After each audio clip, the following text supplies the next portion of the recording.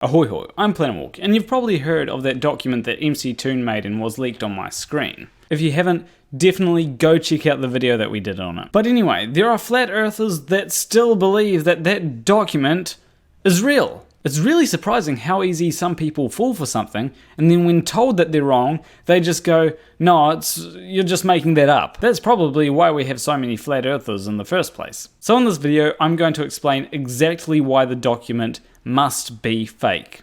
And if you believe this document is real after watching this video, then you are an absolute wipe job carinated nut moron. And if that offends anyone, well, that's the level of stupidity that you'd need to have to believe that the document is real after watching this video. So let's start in December. So in December, you have MCToon posting things in a chat relating to the band OSI. Now I can understand people saying, oh, that doesn't prove much. He just posted a few dates and the name of an album. That doesn't really prove anything. And I'll be honest, by itself, it doesn't really prove anything. Next up, we have the hashes for both the first page and the second page. These hashes can only exist if the second page exists. So when Fight the Flat Earth posted the hashes in the chat of the Non Sequitur show on January the 5th, the second page existed by then, which was before the document was leaked on mine and Soundly's streams. So let's review this for the people that might still believe this. Before the document was even leaked, there was a second page written up, and hashes that combined both the first page and the second page were leaked before any document was leaked. So to believe this is real, you'd have to believe that a second page was created just in case the first page got leaked. And not only that, you'd have to believe that the hashes were leaked in a public place before the document was leaked, so that if the document got leaked, we could prove that the document was fake. And if this precaution was taken once, then it should have been taken before then, right? Because it was just an update, it wasn't a whole new thing. So if this document were real, you should be able to find 3 hashes posted in a similar place in a similar way to the hashes that we posted for this document. But they just simply do not exist. And the reason why is because this document is fake. But let's keep going, because some people will probably just gloss over and not understand anything I said there. So the next thing to note happened on the 15th of January. And I'm going to show a clip, but just pay attention to how deliberate it is. Okay, yes, we are live, and let me actually change my camera. Oh my God, Jesus! What'd you break? Just spilled some stuff. Hold on a second. Oh, good way to start the show, huh? All right. Well, hold on. Let me get this. I gotta. Geez, let's clean the bottom of this laptop real quick. Yeah, you never want to get all that stuff in the laptop. So very clearly, he was trying to show the document. And then later on in that stream, he shows the hashes. Okay, so we are here today, guys, with yes. You do seem to be making a lot of friends. That is the truth. I'm curious. So with the inclusion of the hashes, it's pretty clear that he was aware that he leaked the document, right? But people that really want to believe the document is real might say, oh, he didn't realize that he had shared that, and the hashes were there because he had to have the hashes because, you know, OSI paid him or something like that. But there is a bit of proof there that shows that it was intentional, that you might have missed. I'll play a portion of it again, but slowly.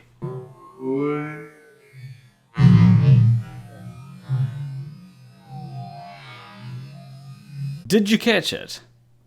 A single hash. Now it's not very readable, but you can tell 2 things from it. First off, it was handwritten.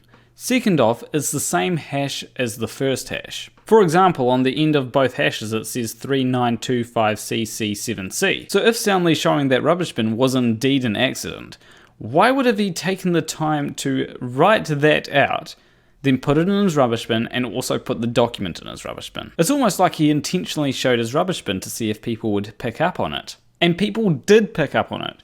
Anthony Riley and Quantum Eraser, I believe, discussed it on their show. And during the show, they actually found page 2 on MCToon's website. So that was available until MCToon took it down.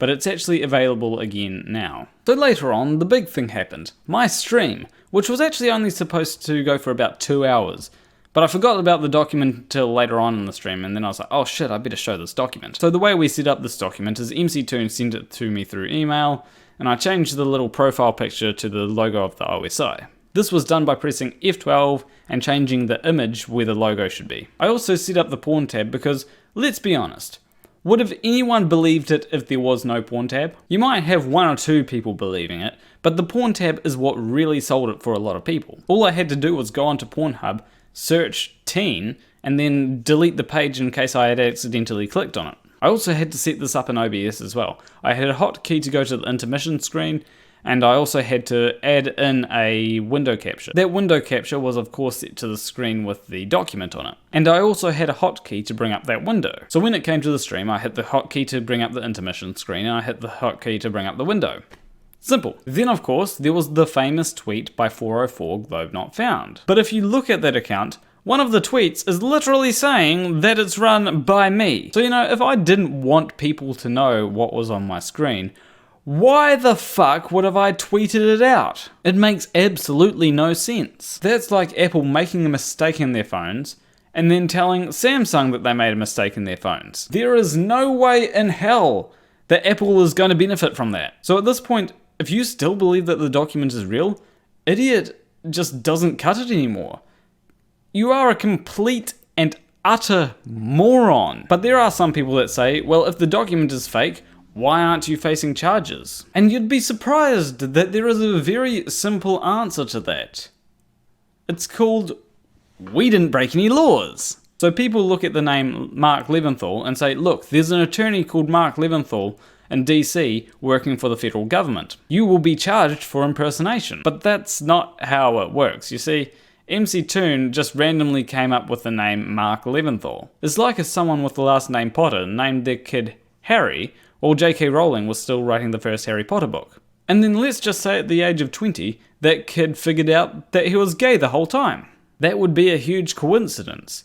It doesn't mean that some person copied the other person. It's like people say, if you look for connections, you will find them. But some people say, you definitely get charged with forging a document. And to that I say, you haven't read the law, have you? Yes, falsifying documents can get you in trouble, but there's one component that needs to be present, and that is criminal intent. If there's no criminal intent present, then you cannot get charged with falsifying documents. And to add to this, here's a few things that may constitute falsifying a document. There's altering or misrepresenting factual information such as prices or monetary amounts. Did we do that? No, we didn't.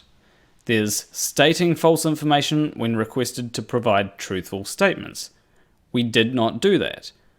Forging a signature? No, we didn't do that. What about using official letterheads without authorization? Now, there could be a case made that we did that, but since the OSI is inactive, I'd say that we didn't. Concealing assets or property? We didn't do that. Knowingly using or distributing a fake document.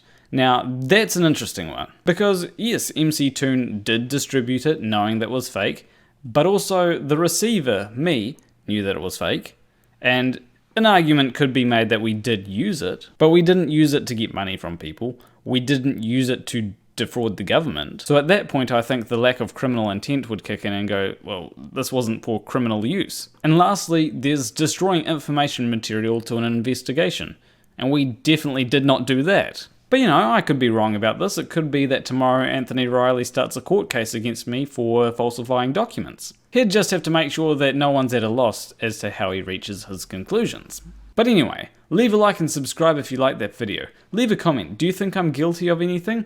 If so, let me know why. As always, a big shout out to my $20 patrons, What Jesus and Agnostic Aussie. If you want to support me financially, you can do so on Patreon, link will be in the description. But anyway, I will see you in the next video. Between you and me, thank you for watching.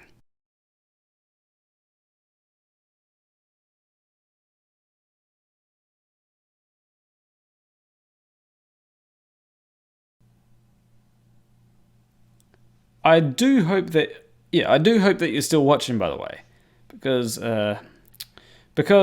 this part's really important.